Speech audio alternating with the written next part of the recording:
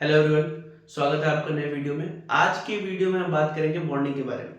Bonding में भी majorly जो मैं आपको आज बताने वाला हूं वो है valence bond theory plus hybridization and VSEPR concept combine करके कैसे हम हाइब्रिडाइजेशन और ज्योमेट्री फाइंड आउट करते हैं केमिकल बॉन्डिंग चैप्टर में। क्योंकि ओनली वैलेंस बॉन्ड थ्योरी जो है वो एक कंप्लीट थ्योरी नहीं है, वो आपको हाइब्रिडाइजेशन ज्योमेट्री नहीं बताती और एग्जाम में ओनली वैलेंस बॉन्ड थ्योरी के ऊपर क्वेश्चन नहीं आएगा। मेन क्वेश्चन जो है ये तीनों चीजों को कंबाइन करके हमको हाइब्रिडाइजेशन निकालने के आएंगे, हमको बताएंगे शेप क्या होगा, ज्योमेट्री क्या होगी मॉलिक्यूल की, है ना। तो ये तीनों कंबाइन करके मैं आपको इन शॉर्ट समझाने की कोशिश करूंगा। लेकिन ये सब करने से पहले मैं आपसे ये पूछना चाहता हूं कि कितने तरह के बॉन्ड होते हैं, आपको कितने तरीके का पता है। सो देखो, सबसे पहला बॉन्ड होता है कोवेलेंट बॉन्ड। क्या होता है कोवेलेंट बॉन्ड? जैसे कि मान लो मैंने कंपाउंड ले लिया है H2O, वाटर, हम सबका फेवरेट पानी, हर जगह मिल जाता है दुनिया में, है ना। इसमें कोवेलेंट बॉन्ड हम कह देते हैं। अब होता क्या है कोवेलेंट बॉन्ड, मुझे क्या पता क्या होता है कोवेलेंट बॉन्ड। सो देखो एग्जांपल ही बताता हूं। कोवेलेंट बॉन्ड जो है वो दोस्तों के रिलेशन की तरह होता है ना। दो दोस्त के बीच में किस तरह की बॉन्डिंग होती है? दो दोस्तों के बीच में होती है कोवेलेंट बॉन्डिंग। मतलब इक्वल शेयरिंग, दोनों तरफ से इक्वल चीजें शेयर होती है। आज अगर मैंने अपने दोस्त को चाय पिलाया है, कल मेरा दोस्त मुझे समोसे खिला देगा, है ना। तो इक्वल शेयरिंग होती है। आज मैंने उसे 2 गाली दी है, कल वो मुझे 2 गाली रिटर्न कर देगा, है कि नहीं। आप जब दोस्त को कॉल लगाओ, आप कॉल लगा के 1 गाली देते हो, आपका दोस्त वापस आपको 1 गाली देता है देता नहीं देता। तो ये जो इक्वली हम शेयर करते हैं कोई भी इमोशन अपने दोस्त के साथ, तो ये रिलेशन किसको, ये कौन से रिलेशन को बताता है? ये बताता है आपके बीच में कौन सी टाइप बॉन्डिंग है, कोवेलेंट बॉन्डिंग है। कैसी बॉन्डिंग है? Covalent bonding. So covalent bonding क्या होती है बेटा? कोवेलेंट बॉन्डिंग होता है equal sharing of, covalent bonding में होता है बेटा इक्वल शेयरिंग। अब देखो, इक्वल शेयरिंग किस चीज की शेयरिंग करेगा? तो देखो हमारे पास तो शेयर करने को बहुत कुछ है, हम चाय शेयर कर सकते, समोसे शेयर कर सकते, गालियां शेयर कर सकते, बट ये एटम क्या शेयर कर सकता है? ये एटम शेयर करता है electron. So equal sharing of electron, कि जहां पे इक्वली इलेक्ट्रॉन शेयर किया जाए उस टाइप के बॉन्ड को हम कहते हैं कोवेलेंट बॉन्ड। एग्जांपल देखो, मैंने क्या एग्जांपल लिया? वाटर। वाटर में ये जो ऑक्सीजन है इसने हाइड्रोजन के साथ बॉन्ड बना रखा है, ठीक है। कितने बॉन्ड है? एक बॉन्ड है। ये ऑक्सीजन हाइड्रोजन के बीच में एक बॉन्ड है। अच्छा, इस एक बॉन्ड में मैंने ये लाइन से डिनोट कर रहा है। ये लाइन क्या डिनोट कर रहा है? ये लाइन के जो एंड्स है ये डिनोट कर रहा है इलेक्ट्रॉन। क्या डिनोट कर रहा है? इलेक्ट्रॉन। की एक इलेक्ट्रॉन हाइड्रोजन ने दिया है, दूसरा इलेक्ट्रॉन ऑक्सीजन ने दिया है, दोनों ने एक एक इलेक्ट्रॉन शेयर किया, तो इक्वल हुआ या नहीं हुआ? सिमिलरली यहाँ पे भी ऑक्सीजन ने एक इलेक्ट्रॉन शेयर किया, हाइड्रोजन ने एक इलेक्ट्रॉन शेयर किया, इक्वली इलेक्ट्रॉन शेयर हुआ। इसीलिए वाटर के अंदर कौन सा बॉन्ड है? कोवेलेंट बॉन्ड है। अच्छा, कोवेलेंट बॉन्ड बनता कैसे एलिमेंट्स के बीच में है? तो covalent bond generally non metal के बीच बनेगा। किसके बीच? नॉन मेटल के बीच। दो नॉन मेटल जुड़ते हैं तो कोवेलेंट बॉन्ड बनता है। क्लियर है? अब देखो ये हो गया कोवेलेंट बॉन्डिंग। अब एक और तरह की बॉन्ड बनता है, वो बॉन्ड कौन सा है? वो बॉन्ड है कोऑर्डिनेट कोवेलेंट बॉन्ड। अभी कोऑर्डिनेट कोवेलेंट बॉन्ड क्या है? तो देखो नाम में अगर कोवेलेंट है, अगर नाम में क्या प्रेजेंट है बेटा? कोवेलेंट, ठीक है। कोवेलेंट बॉन्ड, बस आगे हमने क्या लगा दिया है? कोऑर्डिनेट। हमने क्या लगा दिया है? कोऑर्डिनेट। सो बन गया कोऑर्डिनेट कोवेलेंट। अगर कोवेलेंट बॉन्ड है इसका मतलब क्या हुआ होगा? शेयरिंग ऑफ इलेक्ट्रॉन पक्का हुआ होगा। क्या हुआ होगा? पक्का शेयरिंग ऑफ इलेक्ट्रॉन्स, ठीक है। तो ये कोवेलेंट बॉन्ड से डिफरेंट क्यों है? डिफरेंट इसलिए है क्योंकि यहां पे अनइक्वल शेयरिंग होता है। Unequal sharing of electron. Unequal का मतलब सिर्फ एक ही एटम दोनों इलेक्ट्रॉन शेयर करेगा, दूसरा एटम बस बैठ के उस इलेक्ट्रॉन को एक्सेप्ट करेगा, जैसे मेरे और आपके बीच में हो रहा है। दूसरा, माँ बाप के बीच और बच्चों के बीच, ठीक है, पेरेंट और बच्चों के बीच का जो बॉन्ड होता है, 27-28 तक जब तक आप कमाने ना लगो आपके पेरेंट आपको पैसे देते हैं, हमारे यहाँ तो देते ही हैं, तो वो खर्चा करते हैं और आप एक्सेप्ट करते हो, बस वो पैसे को बैंक अकाउंट में एक्सेप्ट करते हो। बट बेटा जिस दिन तुम कमाना स्टार्ट कर दोगे उस दिन तुम माँ बाप को देना स्टार्ट कर दोगे और वो एक्सेप्ट करना, ठीक है। तो जहां पे अनइक्वल शेयरिंग हो रही है, कैसी हो रही है, अनइक्वल शेयरिंग हो रही है, बॉन्ड बन रहा है, बॉन्ड है, लेकिन सिर्फ एक तरफ से शेयरिंग है, दूसरे तरफ से एक्सेप्टेंस है, ठीक है, उसको हम कहते हैं coordinate covalent bond, unequal sharing of electron. Clear है क्या? क्लियर होगा मेरे हिसाब से। एग्जाम्पल से समझते हैं बेटा, एग्जाम्पल से समझते हैं कोऑर्डिनेट बॉन्ड क्या होता है। आपने अमोनियम आयन सुना होगा, ठीक है। अमोनियम आयन क्या होता है? अमोनिया सुना आपने, NH3। इस अमोनिया में नाइट्रोजन के पास एक लोन पेयर प्रेजेंट होता है। लोन पेयर का मतलब है कि इसके पास 2 इलेक्ट्रॉन प्रेजेंट है, ठीक है। अब जैसे ही H+ मॉलिक्यूल, हाइड्रोजन में कितने इलेक्ट्रॉन प्रेजेंट होते हैं? सिर्फ एक। अगर उसके ऊपर प्लस चार्ज है, इसका मतलब क्या उसके पास कोई और इलेक्ट्रॉन है? नहीं। तो उसके पास कितने इलेक्ट्रॉन है? 0। तो ये H+ गरीब, ये जब अमोनिया के पास गया और इसने नाइट्रोजन के ऊपर 2 लोन पेयर देखा, तो इसने नाइट्रोजन को कहा कि भैया मेरे साथ बॉन्ड बना लो। तो ये जो नाइट्रोजन है, ये अपना लोन पेयर किसको दे देगा? ये अपना लोन पेयर डोनेट कर देगा H+ को। किसको कर देगा बेटा? H+ को, ठीक है। तो ये जो बॉन्ड बना, अच्छा, इस बॉन्ड में कितने इलेक्ट्रॉन शेयर हुए? 2। कोवेलेंट बॉन्ड में कितने इलेक्ट्रॉन शेयर हुए थे? 2 ही हुए थे एक बॉन्ड बनने में, ठीक है। तो यहाँ पे भी शेयरिंग ऑफ इलेक्ट्रॉन ही हो रहा है, इसलिए इसका नाम क्या है? Covalent bond. बट क्योंकि दोनों इलेक्ट्रॉन किसने शेयर करी है? दोनों इलेक्ट्रॉन किसने शेयर करा है? नाइट्रोजन ने। हाइड्रोजन क्या कर रहा है? बस एक्सेप्ट कर रहा है, ठीक है। तो इसीलिए इसका नाम क्या हो गया? Coordinate covalent bond. Unequal sharing है, हाइड्रोजन ने कुछ दिया क्या? नहीं। हाइड्रोजन तो गरीब है, क्या देगा? गरीब आदमी है, उसके पास इलेक्ट्रॉन है ही नहीं देने को, देगा क्या? ठीक है। लिया है उसने, किससे लिया है? नाइट्रोजन से लिया है, ठीक है। तो कोऑर्डिनेट कोवेलेंट बॉन्ड, और कोवेलेंट बॉन्ड को हम किस चीज से डिस्टिंग्विश करते हैं? तो कोऑर्डिनेट बॉन्ड को हम ये एरो से दिखाते हैं। किससे दिखाते हैं बेटा? एरो से, ठीक है। एरो से डिनोट करते हैं। कोऑर्डिनेट कोवेलेंट बॉन्ड को हम डिनोट करेंगे एरो से। अच्छा, कोऑर्डिनेट बॉन्ड बनने में 2 चीजों की बहुत जरूरत होती है। एक, ये नाइट्रोजन जैसा एक अमीर आदमी चाहिए, मतलब अमीर आदमी मतलब एक तो इलेक्ट्रॉन रिच स्पीसीज चाहिए। कैसा चाहिए? इलेक्ट्रॉन रिच स्पीसीज, जिसके पास इलेक्ट्रॉन देने को हो। और दूसरा है ये डेफिशिएंट स्पीसीज चाहिए, तो ऐसा हमको आदमी चाहिए जो इलेक्ट्रॉन एक्सेप्ट कर सकते हैं। तो इलेक्ट्रॉन एक्सेप्टर, जिसके पास क्या प्रेजेंट हो? Empty orbital. इलेक्ट्रॉन कहां लेगा? ये ऑर्बिटल में ही तो लेगा। खाली ऑर्बिटल, खाली रूम हो, इलेक्ट्रॉन आए तो कहीं पे तो रहेगा। कहां रहेगा? ऑर्बिटल में रहेगा। तो ये इलेक्ट्रॉन आके कहीं रह पाए, उसके लिए हमको एक एम्प्टी ऑर्बिटल चाहिए। तो अगर इक्वल शेयरिंग ऑफ इलेक्ट्रॉन है, जैसे कि किसके बीच में होता है? अभी अभी बताया मैंने, इक्वल शेयरिंग होती है दोस्तों के बीच में। तो इक्वल शेयरिंग ऑफ इलेक्ट्रॉन हो रहा है, तो कौन सा बॉन्ड बनेगा बेटा? बनेगा कोवेलेंट बॉन्ड। बट अगर इनइक्वल से अनइक्वल शेयरिंग हो रहा है, अनइक्वल शेयरिंग किसके बीच में होता है? अभी अभी बताया मैंने, अनइक्वल शेयरिंग होता है टीचर स्टूडेंट, पेरेंट्स और बच्चे में, ठीक है। तो अनइक्वल शेयरिंग ऑफ इलेक्ट्रॉन हो, जहां पे सिर्फ एक ही आदमी दे रहा है, दूसरा बस एक्सेप्ट कर रहा है, वो कौन सा बॉन्ड बनाता है? वो बनाता है कोऑर्डिनेट कोवेलेंट बॉन्ड। एक तीसरे टाइप का बॉन्ड और आपने सुना होगा, आयनिक बॉन्डिंग, ठीक है। तो आयनिक बॉन्डिंग होता है किसके बीच में? आयनिक बॉन्डिंग, नाम में ही है आयन, किसके बीच में होगा? आयंस के बीच में। तो अगर कोई पॉजिटिवली चार्ज आयन, जैसे कि मान लो सोडियम प्लस, और नेगेटिवली चार्ज आयन, जैसे कि मान लो Cl माइनस। अब अगर 2 ऑपोजिट चार्ज एक दूसरे की तरफ देख रहे हैं, तो क्या उनके बीच में अट्रैक्शन होगा? कुदरत का नियम है, पक्का होगा, ठीक है। तो ये जो पॉजिटिवली चार्ज सोडियम है, ये जब नेगेटिवली चार्ज क्लोरीन को देखेगा, तो थोड़ा तो अट्रैक्ट होगा। तो अट्रैक्शन की वजह से जो बॉन्ड बन जाए किसके बीच में? 2 ऑपोजिटली चार्ज आयन के बीच में, उसको हम कौन सा बॉन्ड कहते हैं? आयनिक बॉन्ड कहते हैं। कौन सा बॉन्ड कहते हैं बेटा? आयनिक बॉन्ड कहते हैं। क्या इसका एग्जांपल इन रियल लाइफ देना जरूरी है, या तुम समझ गए? समझ गए होगे, है ना। ये बॉन्डिंग बनती है नहीं बनती हमारे नॉर्मल लाइफ में? आपने बहुत बार देखा होगा ये आयनिक बॉन्ड बनते हुए, ऑपोजिट चार्जेस एक दूसरे को अट्रैक्ट कर रहे होते हैं, है ना। तो इसका एग्जांपल तो हम क्या ही दें, आपके क्लास में 10 होंगे, है कि नहीं। तो आयनिक बॉन्ड होता है बेटा ऑपोजिटली चार्ज्ड आयंस के बीच में, ठीक है। आयनिक बॉन्ड जनरली किसके बीच में बनता है बेटा? मेटल एंड नॉन मेटल के बीच में बनेगा।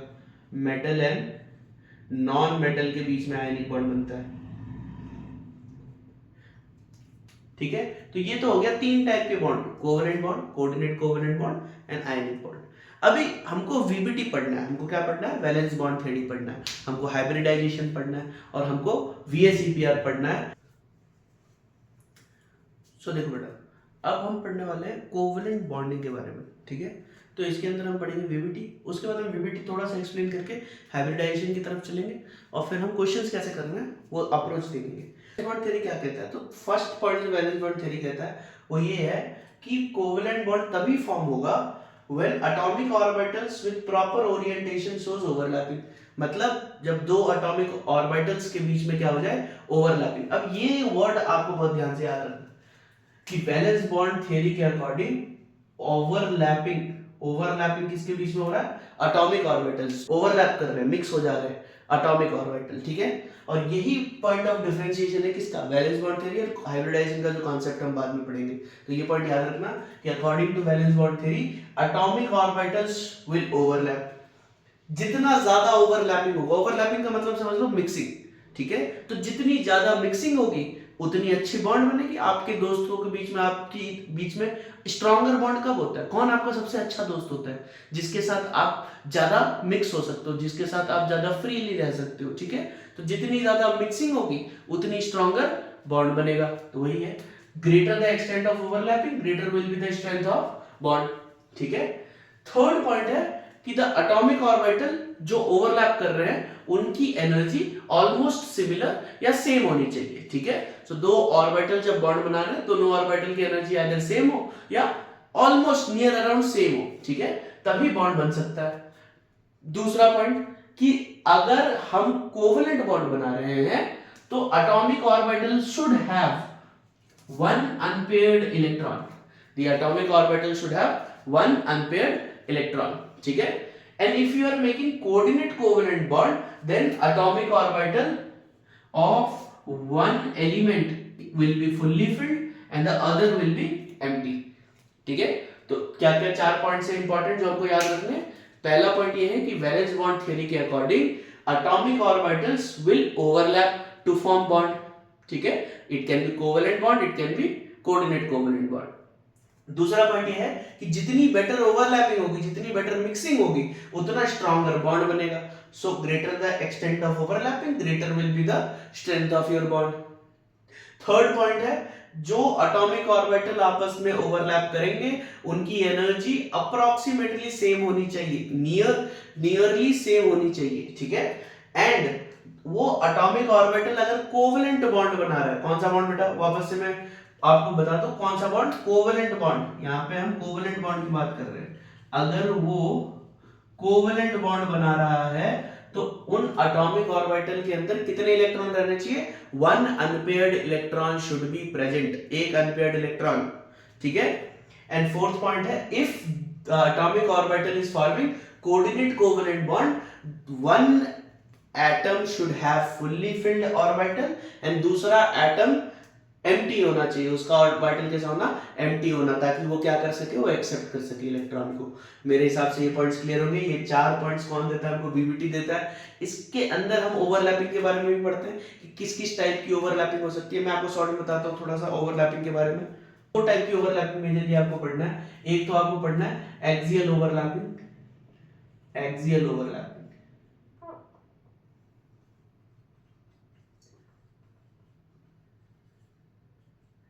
एक्सियल ओवरलैपिंग जिसको हम हेड ऑन ओवरलैपिंग भी कहते हैं, कि आप आए और एकदम सीधा टकरा गए एक दूसरे के साथ। हेड ऑन जैसे ट्रक के बीच में एक्सीडेंट्स में जैसे टक्कर होते हैं ना, एकदम सीधा आके एक दूसरे के साथ टकरा जाते हो, कैसे टक्कर होते हैं, उनको हम हेड ऑन ओवरलैपिंग कहते हैं या हेड ऑन कोलिजन कहते हैं, ठीक है। तो सिमिलर टाइप की ओवरलैपिंग है। अभी किसके बीच में होती है, तो देखो एक्सियल ओवरलैपिंग, एक्सियल, एक्सियल कौन से वर्ड से आया है, एक्सिस। तो ऑर्बिटल्स जो किस पे लाई करें, एक्सिस पे लाई करें, उनके लिए कौन से टाइप की ओवरलैपिंग होगी बेटा, एक्सियल ओवरलैपिंग होगी। अब देखो एग्जांपल क्या ले सकते हैं हम इसका, अगर मान लो दो s ऑर्बिटल, दो s ऑर्बिटल आपस में ओवरलैप कर रहे हैं, दो s ऑर्बिटल आपस में क्या कर रहे हैं, ओवरलैप कर रहे हैं। तो s ऑर्बिटल कैसा दिखता है, ऐसा गोल सा, ऐसा गोला सा होता है s ऑर्बिटल, होता है ना। तो मान लो ये दो s ऑर्बिटल है, ये आपस में क्या कर जाए, ओवरलैप कर जाए, इन दोनों के बीच में क्या हो जाए, हेड ऑन ओवरलैपिंग हो जाएगी। ये एक्सिस होगी इनकी इंटरन्यूक्लियर एक्सिस, ठीक है। अब ओवरलैपिंग के बीच में क्या होगा, मिक्सिंग मतलब ये जो इलेक्ट्रॉन के क्लाउड है ये आपस में मिक्स हो जाएंगे। तो ये जो एरिया है, ये एरिया किसको डिनोट कर रहा है? ये एरिया डिनोट कर रहा है overlapping of electron clouds, mixing को किसको डिनोट कर रहा है बेटा? कि यहाँ पे इलेक्ट्रॉन क्लाउड आपस में क्या हो गए? मिक्स हो गए, ठीक है। और ये जो मैंने यहाँ पे एरो खींचा है ये क्या है बेटा? ये है इंटरन्यूक्लियर एक्सिस। इंटरन्यूक्लियर एक्सिस क्या होता है? Internuclear axis. तो एक्सिस जो न्यूक्लियस के थ्रू पास करे, ठीक है। तो देखो जब दो एस ऑर्बिटल आपस में ओवरलैप करे तो किस टाइप की ओवरलैपिंग हुई? हेड ऑन ओवरलैपिंग या फिर एक्सियल ओवरलैपिंग। अच्छा, इस ओवरलैपिंग में इंटरैक्शन के साइड्स कितने हैं? कितने साइड पे ओवरलैपिंग हुआ है? सिर्फ एक साइड पे। और कभी भी जब एक साइड पे ओवरलैपिंग होता है तब जो बॉन्ड फॉर्म होगा उसको हम कहेंगे सिग्मा बॉन्ड। कौन सी माँ? सिग्मा। किसकी माँ? Sigma bond. किसकी? कौन सा बॉन्ड बनेगा? सिग्मा। तो ऐसा ओवरलैपिंग होने पे कौन सा बॉन्ड फॉर्म होगा? Sigma bond form. अब मान लो पी ऑर्बिटल के बीच में मेरे को ओवरलैप करानी है। क्या करानी है? पी ऑर्बिटल के बीच में मेरे को ओवरलैपिंग करानी है। अब पी में कितने ऑर्बिटल होते हैं? 3, P X, P Y, P Z, 3 होते हैं, ठीक है। अब इन 3 में से कोई एक ऑर्बिटल जो होगा वो तो एक्सिस पे लाई करेगा ना। अब जो न्यूक्लियस है आपका वो या तो एक्स एक्सिस पे होगा, या तो वाई पे होगा, या तो जेड पे होगा, किसी ना किसी एक पे तो होगा, ठीक है। तो अभी के लिए हम मान लेते हैं कि पीजेड ऑर्बिटल जो है, पीजेड ऑर्बिटल ये कैसा है? ये इंटरन्यूक्लियर एक्सिस पे लाई करता है, ठीक है। अभी के लिए हम मान लेते हैं कि पीजेड ऑर्बिटल इंटरन्यूक्लियर एक्सिस पे लाई करता है, ठीक है। मतलब ये कुछ इस तरीके का दिखेगा। अगर ये न्यूक्लियस है तो ये पीजेड ऑर्बिटल कुछ इस तरीके का दिखेगा। तो जब मैं 2 पीजेड ऑर्बिटल ले लूं, कितने? 2 पीजेड ऑर्बिटल, दोनों पीजेड ऑर्बिटल कहां पे लाई करेंगे? इंटरन्यूक्लियर एक्सिस पे लाई करेंगे। करेंगे बेटा? करेंगे नहीं करेंगे? और मान लो ये आए एक दूसरे की तरफ बहुत जोर करा के टकरा गए एक दूसरे के साथ, हेड ऑन ओवरलैपिंग, ठीक है। तो यहाँ पे क्या बन जाएगा? बन जाएगा, देखो कितने साइड्स ऑफ इंटरेक्शन होंगे यहाँ पे? वापस से कितने साइड ऑफ इंटरेक्शन है? ये एक पीजेड, ये एक पीजेड आपस में जुड़ गए, कितने साइड बनेंगे इंटरेक्शन वाले? ये एक ही तो साइड है, सिर्फ एक ही साइड पे टक्कर हुई है, एक ही साइड पे इम्पैक्ट आया है, तो इस साइड को क्या कहेंगे? Interaction side. कितने हैं? एक, तो बॉन्ड कौन सा बनेगा? सिग्मा। फिर से किसकी मां बन गई? सिग्मा। क्लियर है क्या? तो जब भी हेड ऑन ओवरलैपिंग होगा हमको कौन सी बॉन्ड मिल जाता है? सिग्मा बॉन्ड मिल जाता है। हेड ऑन ओवरलैपिंग कब होता है? जब आपका ऑर्बिटल इंटरन्यूक्लियर एक्सिस पे लाई करे, तब हमारे पास कौन सा ओवरलैपिंग होगा? हेड ऑन ओवरलैपिंग होगा, और हमको बॉन्ड कौन सा मिलेगा? सिग्मा। एक और टाइप की ओवरलैपिंग होती है, ठीक है। कौन सी ओवरलैपिंग? सेकेंड टाइप देख लेते हैं, इसको कहते हैं लैटरल ओवरलैपिंग। लैटरल ओवरलैपिंग, ठीक है, या फिर साइडवेज भी कह देते हैं। लेटरल या साइडवेज। तो अभी क्या हो रहा था? अभी हेड ऑन ऐसे टकरा रहे थे, ठीक है। अब ऐसे ना टकरा के ऐसे ऐसे टकराएंगे, ठीक है। कि जैसे चूड़ियां बजाते, ऐसे चूड़ियां तोड़ते हैं ना, वैसे। तो देखो ये तो इसके बीच में हो सकता है। मान लो मैंने क्या ले लिया? मैंने पीएच ले लिया मान लो। और पीएच जो है वो मान लो कि इंटरन्यूक्लियर एक्सिस पे लाइन नहीं कर रहा, परपेंडिकुलर है। मैंने 2 पीएक्स ऑर्बिटल ले लिए, ठीक है। ऐसे दिखेंगे कुछ। ये आपका न्यूक्लियर एक्सिस हो गया, ये आपका न्यूक्लियर हो गया, ठीक है। न्यूक्लियस है ये, बीच में सेंटर पे न्यूक्लियस है। मान लो मैंने 2 पीएक्स ले लिया, दोनों पीएक्स कहाँ पे लाई कर रहे हैं? दोनों पीएक्स परपेंडिकुलर है किसके? इंटरन्यूक्लियर एक्सिस के क्या है? परपेंडिकुलर है मान लो, ठीक है। अब जब ये पीएक्स आपस में ओवरलैप करेंगे, ऐसे ऐसे करके टकराएंगे एक दूसरे के साथ, ऊपर से नीचे से, above the plane below the plane, above internuclear axis below internuclear axis. So कितने साइड ऑफ ओवरलैपिंग हो जाएगा इस बारी?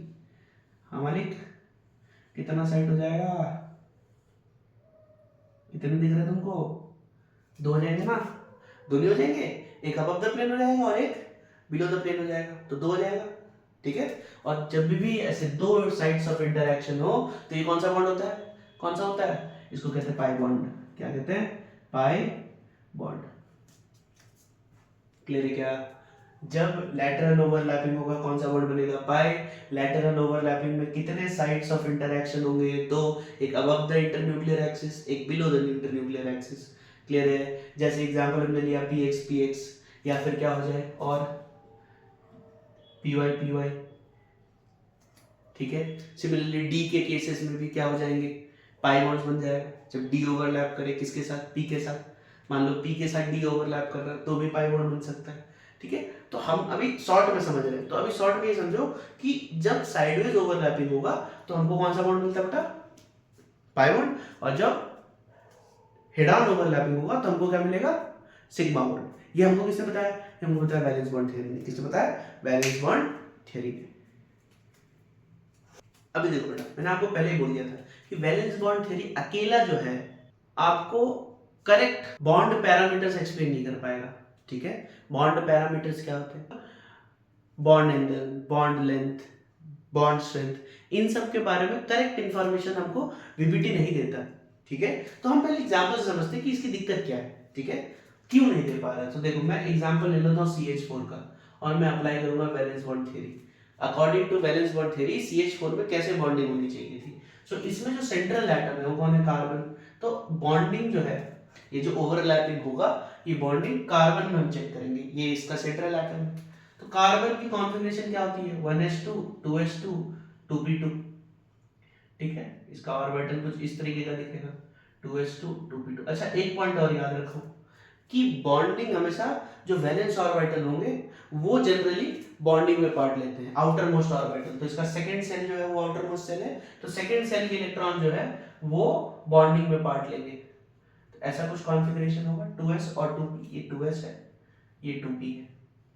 ठीक है, अच्छा हमने को क्या बनाना है बेटा, हमको बनाना है कोवेलेंट बॉन्ड। CH4 में कौन सा बॉन्ड होगा, कोवेलेंट बॉन्ड होगा, तो हमको कोवेलेंट बॉन्ड बनाना है। अच्छा, हमने एक वीबीटी में थ्योरी पढ़ी है कि कोवेलेंट बॉन्ड के लिए हमको और एटॉमिक ऑर्बिटल चाहिए जिसके अंदर क्या प्रेजेंट हो, 1 अनपेयर्ड इलेक्ट्रॉन। क्या इस एटॉमिक ऑर्बिटल में एक अनपेयर्ड इलेक्ट्रॉन है क्या, अभी नहीं है, नहीं है ना। तो ये जो यहाँ पे 2 इलेक्ट्रॉन है, हमको इसमें से एक को तो क्या करना पड़ेगा, खाली करना पड़ेगा। अभी हमारे पास कितने ऑर्बिटल है जिनके पास वो 1 अनपेयर्ड इलेक्ट्रॉन है, सिर्फ 2। बट हमको बॉन्ड कितने बनाने हैं, तो 4 हाइड्रोजन आ रहे हैं तो 4 बॉन्ड तो बनेंगे मिनिमम, है कि नहीं। हमको 4 बॉन्ड बनाने हैं, हमारे पास ऑर्बिटल कितने हैं, 2, तो हमको 2 और ऑर्बिटल चाहिए जिनके पास अनपेयर्ड इलेक्ट्रॉन हो। ठीक है, इसके लिए कार्बन क्या करता है, अपने इलेक्ट्रॉन को एक्साइट करा देता है, कहाँ से, 2s से 2p में। तो एक्साइटेशन के बाद ये जो एक इलेक्ट्रॉन है ये कहाँ चला जाएगा, 2p के एक एम्प्टी ऑर्बिटल में चला जाएगा। तो ये कुछ इस तरीके का दिखेगा, एक्साइटेशन के बाद कुछ इस तरीके का दिखेगा। यहाँ से 2 इलेक्ट्रॉन थे, 2 में से एक उड़ के कहाँ चला गया, 2p में चला गया। ठीक है, अब देखो, अब हमारे पास 4 एटॉमिक ऑर्बिटल है। ये 2s का एटॉमिक ऑर्बिटल है, ये 2p के एटॉमिक ऑर्बिटल्स हैं। ठीक है, और सब में एक एक अनपेयर्ड इलेक्ट्रॉन है। वैलेंस बॉन्ड थ्योरी क्या कहता है कि अब जो है हाइड्रोजन आएगा, हाइड्रोजन के पास कौन सा ऑर्बिटल है, 1s। कौन सा ऑर्बिटल है, 1s। तो ये हाइड्रोजन आएगा, 1s के अंदर इसके पास एक इलेक्ट्रॉन पड़ा होगा, ये आके अपना इलेक्ट्रॉन किसको दे देगा, कार्बन को दे देगा। यहाँ पे भी हाइड्रोजन आएगा, अपना इलेक्ट्रॉन किसको दे देगा, कार्बन को दे देगा। ऐसे ऐसे ऐसे दे देगा एक एक इलेक्ट्रॉन। ठीक है, इसके इलेक्ट्रॉन किसमें पड़ा हुआ है, इसके पड़ा हुआ 1s1 1s1 1s1 1s1। ठीक है, तो हाइड्रोजन का 1s orbital atomic orbital carbon के 2s एटॉमिक ऑर्बिटल से जुड़ा, हाइड्रोजन का 1s ऑर्बिटल कार्बन के 2p ऑर्बिटल से क्या कर गया, ओवरलैपिंग। क्या कर गया, ओवरलैपिंग। तो इसमें ध्यान से देखो, इसमें दिक्कत क्या हो रही है, दिक्कत ये हो रही है कि यहाँ पे हमारे पास कितने टाइप की ओवरलैपिंग है, ये 3 जो है p के ऑर्बिटल है, तो ये हो गया 2p 1s। ठीक है, ये क्या हो गया 2p 1s ओवरलैपिंग। ये कौन सा हो गया, ये हो गया 1s 2s ऑर्बिटल का ओवरलैपिंग। सो यहाँ पे तो हमारे पास 2 टाइप की ओवरलैपिंग नहीं होगी क्या, ss और sp, 2 टाइप के हो गए ना, ss और sp, जिसकी वजह से बॉन्ड लेंथ भी अलग अलग आ रहा है क्योंकि ओवरलैपिंग अलग अलग टाइप का हुआ। कार्बन हाइड्रोजन का बॉन्ड लेंथ, चार कार्बन हाइड्रोजन के बॉन्ड बनने थे, चारों में हमको अलग अलग रीडिंग मिल रही है, चारों के लिए अलग नहीं मिल रही, बट हमको एक से ज्यादा टाइप की बॉन्ड लेंथ दिख रही है इसके अकॉर्डिंग थियोरेटिकली। थियोरेटिकली एक से ज्यादा क्या होना चाहिए, बॉन्ड लेंथ होना चाहिए। बट जब हमने एक्सपेरिमेंटली देखा तो हमको क्या पता चला, एक्सपेरिमेंटली CH4 में सिर्फ एक ही टाइप का बॉन्ड प्रेजेंट है। टाइप्स ऑफ बॉन्ड कितने हैं, types of bond is only one. जो कार्बन हाइड्रोजन का बॉन्ड लेंथ है वो सिर्फ एक ही है, सब सारे कार्बन हाइड्रोजन का बॉन्ड लेंथ सिमिलर है, जो VBT के अकॉर्डिंग पॉसिबल नहीं था। क्यों, क्योंकि यहाँ पे दो डिफरेंट टाइप के ओवरलैपिंग हो रहे हैं, ठीक है। बट एक्सपेरिमेंटली CH4 में कितने टाइप का बॉन्ड है कार्बन हाइड्रोजन का, एक ही टाइप का है। सारे कार्बन हाइड्रोजन में सेम बॉन्ड होना चाहिए, सेम बॉन्ड लेंथ होना चाहिए। तो यहाँ पे VBT जो है वो मात खा जाता है, ठीक है। यहाँ पे VBT का कॉन्सेप्ट जो है वो फेल हो जाता है। तो VBT बहुत अच्छी थियरी है, बेसिक बातें बहुत बढ़िया से बताती है, लेकिन ये जो है कुछ चीजें एक्सप्लेन नहीं कर पाती।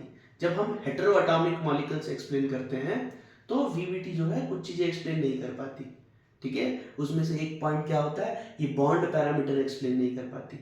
VBT क्या एक्सप्लेन नहीं कर पाता बेटा, VBT का लिमिटेशन क्या है, VBT का लिमिटेशन है कि it could not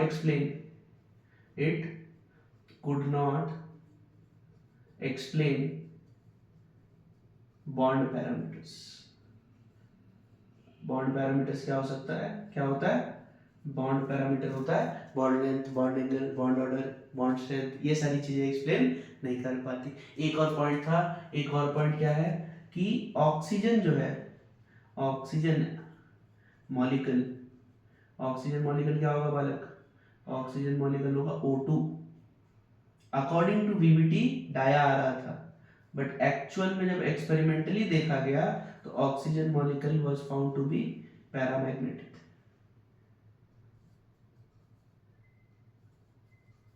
but VBT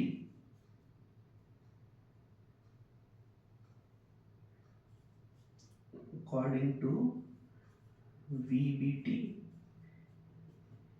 it was diamagnetic.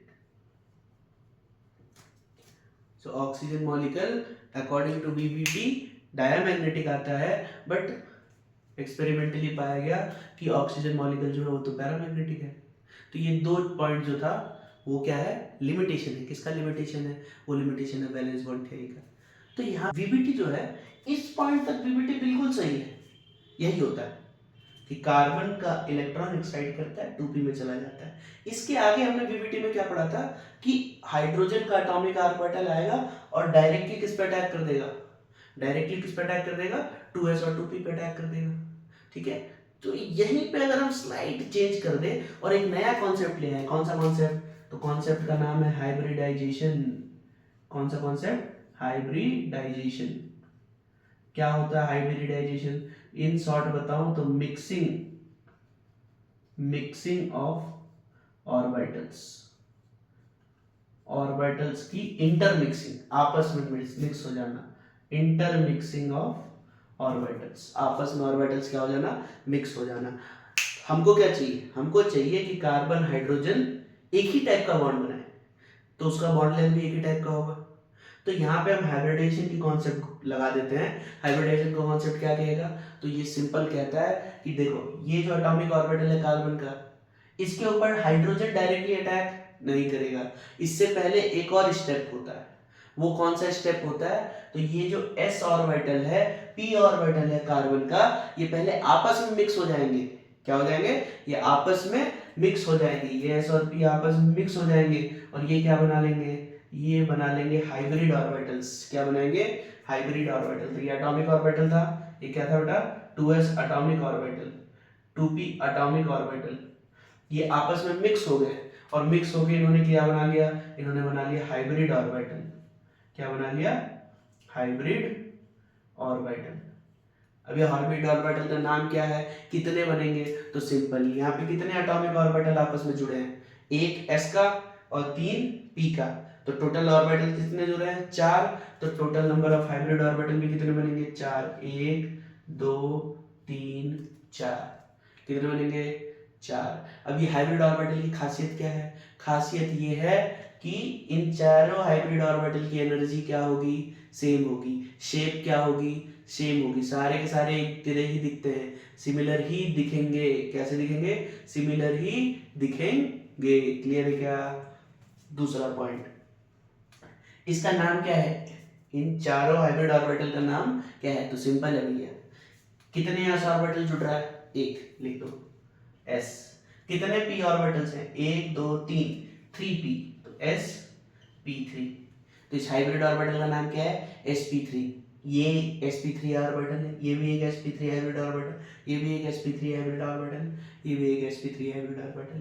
तो टोटल 4 sp3 हाइब्रिड ऑर्बिटल बन गए। क्या बन गया, 4 sp3 हाइब्रिड ऑर्बिटल। और इसी हाइब्रिड ऑर्बिटल का नाम जो है sp3, उसको हम क्या कहते हैं, हाइब्रिडाइजेशन। इस CH4 का हाइब्रिडाइजेशन क्या हो जाएगा, sp3 हो जाएगा। पढ़ा होगा आप लोगों ने, CH4 का हाइब्रिडाइजेशन हो जाएगा sp3। क्यों होगा हाइब्रिडाइजेशन sp3? क्योंकि कार्बन का एक s और 3p आपस में क्या हो जाते हैं, कंबाइन हो जाते हैं, मिक्स हो जाते हैं। कि किस चीज के लिए मिक्स हो रहे हैं, बॉन्ड बनाने के लिए। ठीक है, और ये हाइब्रिड ऑर्बिटल का खासियत क्या है कि इसका शेप, इसकी एनर्जी बिल्कुल सेम है। वो मैं आपको लिखूंगा अभी पॉइंट्स। ठीक है, अब ये बनता कब है, ये बनता है जब s ऑर्बिटल किसके साथ मिक्स हो जाए, p ऑर्बिटल के साथ। देखो s का शेप कैसा है बेटा, ऐसा गोलाकार सा होता है, ऐसा गोलाकार सा होता है। और p कैसे होंगे, ऐसे डंबल जैसे, ये डंबल जैसे, ये px हो गया मान लो, ये py हो गया। ठीक है, और मान लो ये pz हो गया, ये इंटरन्यूक्लियर पे लाई कर रहा है। ठीक है, तो ये सारे p ऑर्बिटल्स, s ऑर्बिटल्स आपस में जब क्या हो जाए, मिक्स हो जाए, क्या हो जाए, आपस में मिक्स हो जाए, तो ये क्या बना लेते हैं, ये बनाते हैं हाइब्रिड ऑर्बिटल। कौन सा हाइब्रिड ऑर्बिटल, sp3। कैसा दिखेगा, सो हाइब्रिड ऑर्बिटल की एक खासियत होती है, क्या होती है खासियत ये होती है कि हाइब्रिड ऑर्बिटल एक साइड से तो बड़ा होता है, बट उसका दूसरा साइड छोटा सा होता है। ठीक है, हाइब्रिड ऑर्बिटल में कितने लोग होंगे, दो ही लोग होंगे, बट एक लोग बड़ा होगा और दूसरा लोग छोटा।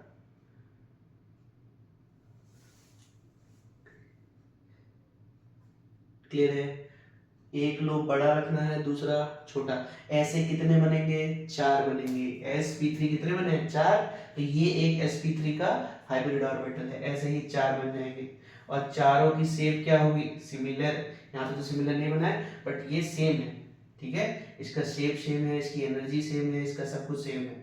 ये 4 ऐसे बनेंगे। ठीक है, चारों के चारों सिमिलर शेप के होंगे, सिमिलर एनर्जी के होंगे, और सब कुछ सेम होगा उसका। ठीक है, क्लियर है क्या?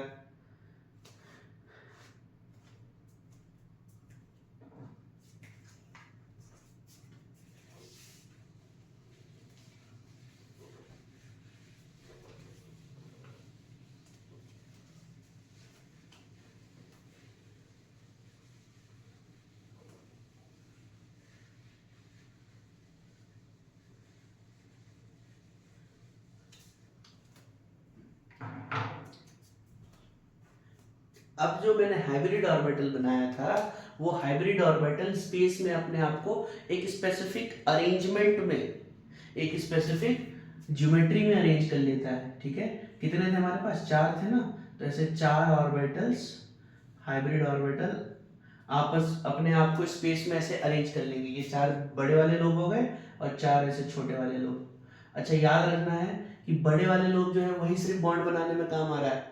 ठीक है, सिर्फ बड़े वाले लोग किस में काम आ रहा है, बॉन्ड बनाने में काम आ रहा है। अब देखो ये जो शेप है स्पेस में, ठीक है, ये कैसा शेप है, ये शेप है स्पेस में टेट्राहेड्रल।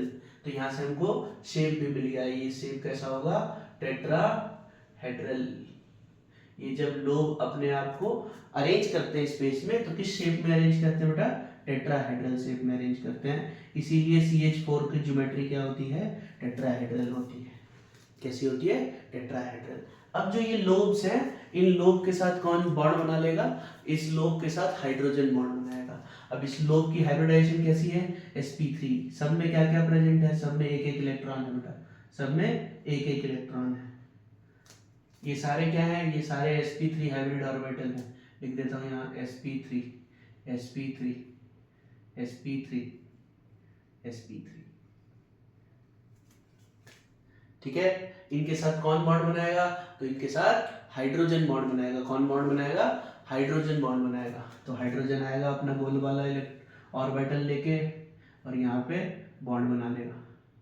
गोल वाला ऑर्बिटल बॉन्ड, गोल वाला ऑर्बिटल बॉन्ड, गोल वाला ऑर्बिटल बॉन्ड। एक एक इलेक्ट्रॉन लाया होगी और देखो अब पेयर हो गए ना, सारे के सारे इलेक्ट्रॉन कैसे हो गए? पेयर हो गए। अच्छा, इसका जो इलेक्ट्रॉन है किस में पड़ा हुआ है? ये पड़ा है 1s में, ठीक है। ये किस में पड़ा है बेटा? ये है 1s 1s 1s। अब देखो, अब जो हमारा मीथेन है इसमें कौन सी बॉन्डिंग बनी है? तो उसमें ओवरलैपिंग कौन सी हुई है? ओवरलैपिंग हुई है sp3 और 1s का। किसका? sp3 1s sp3 1s sp3 sp3 1s। सारे टाइप की ओवरलैपिंग, सारे चार के चारों ओवरलैपिंग सेम टाइप की है या नहीं है? सब sp3 1s ओवरलैपिंग है। अगर सारे के सारे ओवरलैपिंग sp3 1s है, इसका मतलब सारा का सारा बॉन्ड भी एक टाइप का ही होगा। अगर एक टाइप का ही बॉन्ड है तो बॉन्ड लेंथ भी क्या होगा? सिमिलर होगा, जो वीबीटी एक्सप्लेन नहीं कर पाया था। वीबीटी में एक्सपेरिमेंटली हमारे पास 1 टाइप का बॉन्ड आया था, बट वीबीटी के अकॉर्डिंग 2 टाइप का था। समझ गए? तो ये प्रॉब्लम थी वीबीटी के साथ, जो किसने सॉल्व कर दी? हाइब्रिडाइजेशन के कॉन्सेप्ट ने सॉल्व कर दी। और सिंपल सा कॉन्सेप्ट है, सिंपल सा है कि यहाँ पे जो सेंट्रल एटम है, कौन है? Central atom carbon. ये कार्बन क्या करेगा? इसके जो ऑर्बिटल्स हैं sp,d, ये आपस में क्या हो जाएंगे? इंटरमिक्स हो जाएंगे। क्या हो जाएंगे? आपस में इंटरमिक्स हो जाएंगे। और इंटरमिक्स होने के बाद ये हाइब्रिड ऑर्बिटल्स बनाते हैं। और हर हाइब्रिड ऑर्बिटल का शेप और एनर्जी सेम होता है। और जब ये हाइब्रिड ऑर्बिटल अपने आप को अरेंज करेंगे स्पेस में, तो एक स्पेसिफिक पैटर्न में करेंगे, एक स्पेसिफिक ज्योमेट्री में करेंगे, ठीक है, जो हमारे मॉलिक्यूल को एक शेप देता है, एक ज्योमेट्री देती है, ठीक है। तो हाइब्रिडाइजेशन के कॉन्सेप्ट में बॉन्ड पैरामीटर्स को एक्सप्लेन कर दिया। अब देखो, ये जो होंगे ये आपस में एक दूसरे से एक स्पेसिफिक एंगल पे भी होंगे, ये स्पेसिफिक एंगल्स पे होते हैं। टेट्राहेड्रल में वो एंगल कितना होगा? 109 का। कितना होगा? 109 का एंगल होगा, तो ये 109 डिग्री पे रहेंगे। बॉन्ड एंगल एक्सप्लेन हो गया। टाइप्स ऑफ बॉन्ड क्योंकि सेम है तो एक ही टाइप का बॉन्ड होगा कार्बन हाइड्रोजन के बीच में, तो बॉन्ड लेंथ भी सेम ही होगा सबका। चारों कार्बन हाइड्रोजन का बॉन्ड लेंथ सेम हो गया, तो आपने बॉन्ड लेंथ एक्सप्लेन कर दिया, ठीक है। तो हमने सारे बॉन्ड पैरामीटर जो पहले वीबीटी एक्सप्लेन नहीं कर पा रहा था, वो हाइब्रिडाइजेशन एक्सप्लेन कर देता है, वो हाइब्रिडाइजेशन एक्सप्लेन कर देता है। ये खासियत थी हाइब्रिडाइजेशन की। हाइब्रिडाइजेशन की कुछ इंपॉर्टेंट पॉइंट्स हैं जो मैं आपको यही समझा देता हूँ, आप थोड़ा सा याद में रख लो, ठीक है। तो फर्स्ट पॉइंट तो ये है कि हाइब्रिडाइजेशन में सिर्फ सेंट्रल एटम पार्ट लेता है। हाइब्रिडाइजेशन में सिर्फ सेंट्रल एटम पार्ट लेगा, only central atom, only central atom.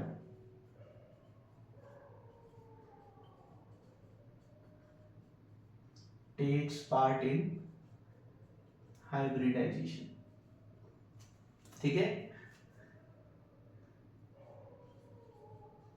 shape and energy of hybrid orbital will be similar। And third क्या हो जाएगा बेटा? थर्ड होगा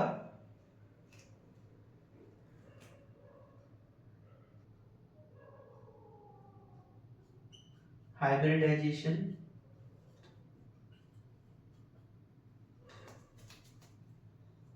only applies to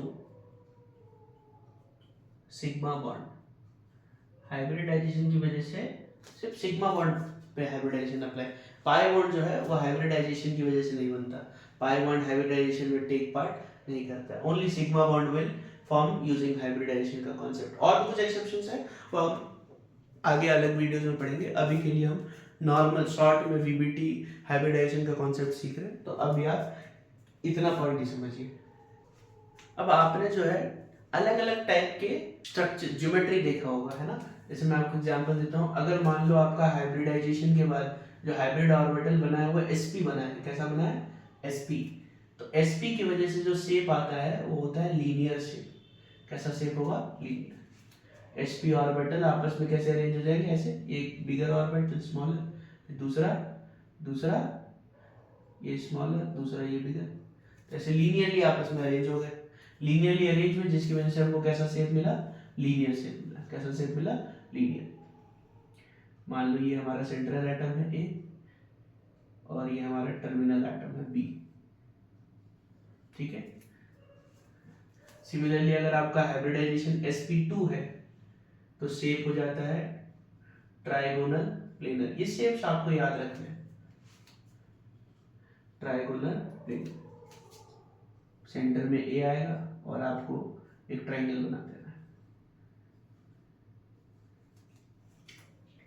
अगर हमारा हाइब्रिडाइजेशन sp3 है जो कि अभी हमने करा, तो शेप हो जाएगा टेट्राहेड्रल।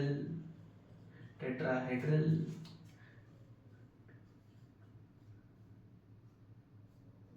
ऐसा शेप था। यहाँ पे 4 एटम बिठा दीजिए। अच्छा, ये लीनियर में बॉन्ड एंगल कितने का है? 180। ये कितने का बॉन्ड एंगल है? 120। सारे 120, ठीक है। सारे बॉन्ड एंगल 120 के। इसमें कितने का बॉन्ड एंगल है? 109 का। जनरली 109 का बॉन्ड एंगल। नेक्स्ट, ये तो sp वाले हो गए। हमारे पास d में भी होता है, ठीक है। तो एक होता है sp3d। sp3d हो गया आपका ट्राइगोनल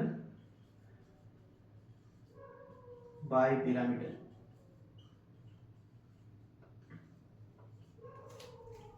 ऐसे 5, सेंटर में 1 2 3 4 5 बी हो गए। ये जो है ये इस तरीके का है। ये आपका एक प्लेन हो गया। पेपर हम ले लो, समझ लो ये आप पेपर है, ठीक है। तो पेपर के ऊपर 3 बॉन्ड है ऐसे ट्राइंगल बना के, ये 2 और एक ऐसा हो जाए 3। तीनों बॉन्ड है पेपर के ऊपर ऐसे, ठीक है। ट्राइंगल्स से ऐसे, ट्राइंगल्स के शेप ऐसे है 3 बॉन्ड, ठीक है। इनके बीच में जो एंगल होता है वो 120 का होता है। और 2 बॉन्ड होते हैं अबव द प्लेन, एक अबव द प्लेन और एक बिलो द प्लेन ऐसे। तो इसके जो बॉन्ड एंगल होगा, ये वाला बॉन्ड एंगल, ये बॉन्ड एंगल कितने का होगा बेटा? ये 90 का बॉन्ड एंगल होगा। सो यहाँ पे 2 तरह के बॉन्ड एंगल होते हैं। एक तो हो जाता है 120 का और दूसरा ये बॉन्ड एंगल होता है 90 डिग्री का। इसका नाम है ट्राइगोनल बाइपिरामिडल। शॉर्ट में हम इसको टीबीपी भी कहते हैं। 5th वाला हो गया आपका sp3d2 ऑक्टाहेड्रल। ऑक्टाहेड्रल ये भी इसकी तरह ही होता है, बस अब पेपर के ऊपर 4 बॉन्ड बन जाएंगे, स्क्वायर बन जाएगा। एक पेपर के ऊपर अबव द प्लेन, एक पेपर के बिलो। 4 बॉन्ड पेपर पे, इधर 2 इधर 2, ठीक है। मान लो ये प्लेन है तो 1 2 3 4, 4 बॉन्ड पेपर पे, एक अबव द प्लेन और एक बिलो द प्लेन, और 4 बॉन्ड इधर 1 2 3 4, ठीक है। तो अब जो है बॉन्ड एंगल सबके बीच में कितने का है? 90 का। तो यहाँ पे सारे बॉन्ड एंगल कितने के होते हैं? 90 के ही होते हैं। ये वाला भी 90 है, ये वाला भी 90 है, सब 90 है। इसका शेप हो गया ऑक्टाहेड्रल। ध्यान रखना, ऑक्टा का मतलब 8 नहीं है, ऑक्टा का मतलब 6 ऑर्बिटल्स आपस में जुड़े हैं। s का 1, p के 3, d के 2, ठीक है। तो ये हो गए डिफरेंट हाइब्रिडाइजेशन, और उसकी वजह से जो शेप और बॉन्ड एंगल होता है ये आपको याद होना चाहिए, ठीक है। ये टेबल आपके एनसीईआरटी में भी आपको मिल जाएगा, ये टेबल आपको याद होना चाहिए। अब मैं आपको ट्रिक बताता हूँ कैसे करते हैं।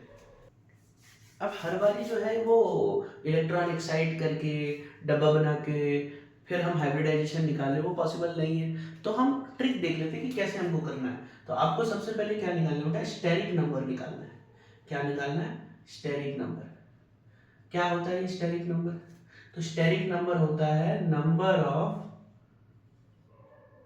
Number of sigma bond plus number of lone pair. किसके ऊपर? सेंट्रल एटम के ऊपर। किसके ऊपर? Central atom. अब मैं एग्जांपल से आपको समझाता हूं। मान लो मैंने क्या ले लिया? मैंने आपका CH4 ही ले लिया पहले, जो हमने कर रखा है CH4। अच्छा, मैंने आपको पहले बोल दिया है कि हाइब्रिडाइजेशन जो है सॉरी जो बॉन्ड बनता है कोवलेंट बॉन्ड, उसमें हमेशा वैलेंस सेल जो है वो पार्ट लेगा। तो आपको हमेशा वैलेंस इलेक्ट्रॉन्स गिनने हैं, आउटर मोस्ट सेल में कितने इलेक्ट्रॉन है बाहर वाले। तो कार्बन के पास 2 सेल है, 1s 1 और 2। तो सेकेंड सेल में कितने इलेक्ट्रॉन है? तो कार्बन की एटॉमिक नंबर 6 होती है और इसके पास वैलेंस इलेक्ट्रॉन कितने होंगे? 4। तो इसके पास 4 वैलेंस इलेक्ट्रॉन है, ठीक है। इसके पास 4 वैलेंस इलेक्ट्रॉन है। तो हमको क्या निकालना है बेटा? हमको इसका स्टेरिक नंबर निकालना है, स्टेरिक नंबर। अच्छा, स्टेरिक नंबर में 2 चीजें काउंट करनी है, एक तो सिग्मा बॉन्ड, दूसरा लोन पेयर। तो सबसे पहले ये 4 जो इलेक्ट्रॉन है इसमें से हम ये चेक करेंगे कि कितने इलेक्ट्रॉन सिग्मा बॉन्ड फॉर्म करने में यूज होगा। अब हमने पढ़ा है कि कार्बन अगर हाइड्रोजन के साथ एक एक सिग्मा बॉन्ड बना रहा है तो इसका मतलब है एक एक अनपेयर्ड इलेक्ट्रॉन तो उसको चाहिए ही होगा। तो 4 हाइड्रोजन के साथ 4 इलेक्ट्रॉन यूज हो जाएगा। तो 4 के चारों इलेक्ट्रॉन यूज हो गए किसमें? सिग्मा बॉन्ड बनाने में। कितने बॉन्ड बने? तो जितना नंबर ऑफ हाइड्रोजन है उतना ही सिग्मा बॉन्ड बनेगा। तो 4 कितना बना? 4 प्लस, तो जब इसके चारों इलेक्ट्रॉन सिग्मा में यूज हो गए, अब इसके पास कोई इलेक्ट्रॉन बचा है क्या? कुछ बचा है? नहीं, 0। तो लोन पेयर कितने हो गए? 0। कितने हो गए? 0। तो इसका स्टेरिक नंबर कितना है बेटा? 4। अब स्टेरिक नंबर क्या बताएगा आपको? स्टेरिक नंबर बताता है कि कितने ऑर्बिटल्स यूज हुए हैं हाइब्रिडाइजेशन में। तो इसका मतलब 4 यूज हुए हैं। s सबसे पहला ऑर्बिटल होता है जो हाइब्रिडाइजेशन में यूज होता है, तो सबसे पहला तो s हो गया। तो इसका एक s ऑर्बिटल यूज हुआ है, ठीक है। अगर इसका एक s यूज हो गया तो बाकी क्या यूज होगा? p। अब क्या यूज होगा? p। कितने p? सो देखो p में होते कितने ऑर्बिटल है? 3 होता है, px py poj। तो हमको कितने चाहिए? हमको भी 3 ही चाहिए। तो एक s यूज हो गया और 3 p, तो टोटल कितने ऑर्बिटल यूज हो गए? 4। तो इसका मतलब इसका हाइब्रिडाइजेशन हो गया 4। sp3 के लिए हमारे पास शेप क्या आता है? टेट्राहेड्रल। तो CH4 का शेप हो जाएगा टेट्राहेड्रल। बॉन्ड एंगल हो गया 109। आपने शेप भी निकाल लिया, हाइब्रिडाइजेशन भी यूज कर ली, निकाल ली, और बॉन्ड एंगल भी पता चल गया। दूसरा एग्जांपल लेते हैं बेटा।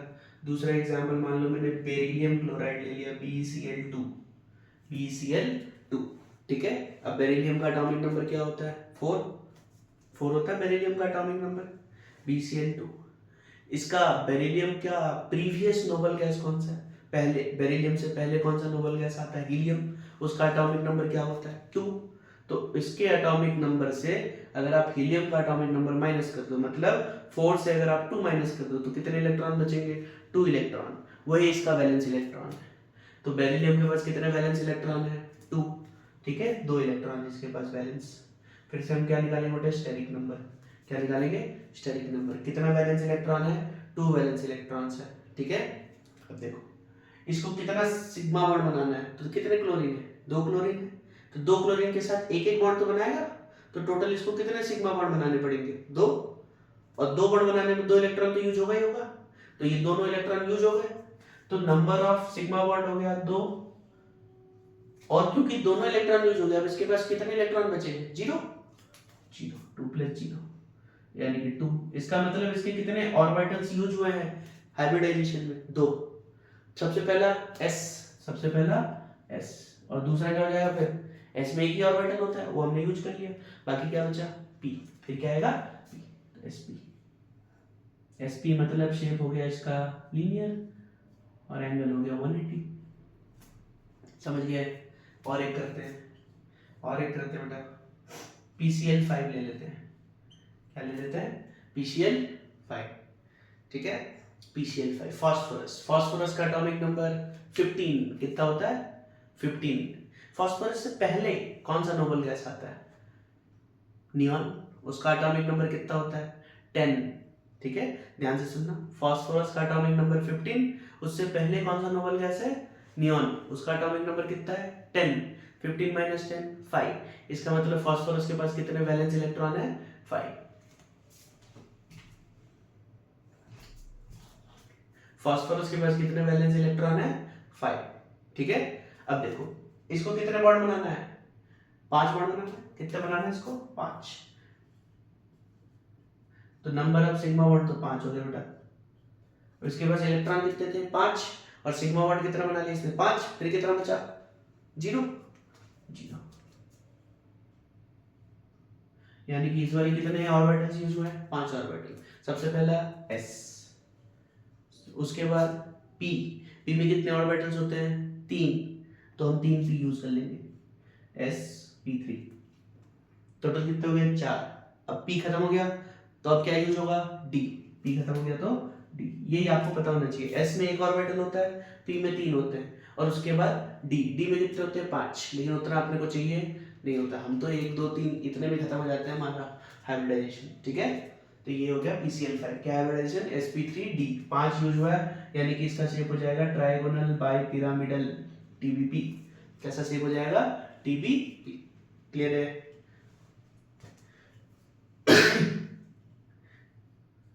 कुछ क्वेश्चंस आप करें फिर, क्लियर है तो ये आपका होमवर्क हो गया, ये आप करिए। इसके बाद हम नेक्स्ट वीडियो में वेस्पर अप्लाई करके इसको आगे बताऊंगा आपको कि वेस्पर इसमें कैसे अप्लाई होता है, बहुत सिंपल है वो भी, वेस्पर कैसे अप्लाई होता है हम आगे वीडियो में डिस्कस करेंगे। ठीक है, ये थोड़ा सा लंबा हो गया तो हम क्या करेंगे अगले वीडियो में इसको ही कंटिन्यू करेंगे, उसमें वेस्पर का एप्लीकेशन बताएंगे।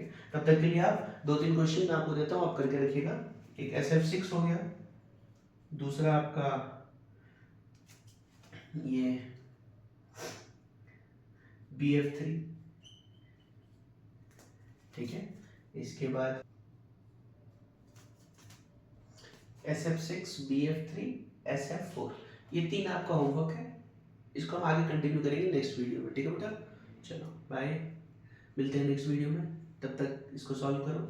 कमेंट्स है ना, कोई भी डाउट हो तो कमेंट सेक्शन में लिखिए, मैं सारे कमेंट सेक्शन में आपका रिप्लाई करूँगा आपके डाउट्स का, और कोशिश करूँगा कि नेक्स्ट वीडियो में मैं वो डाउट्स ले भी लूँ।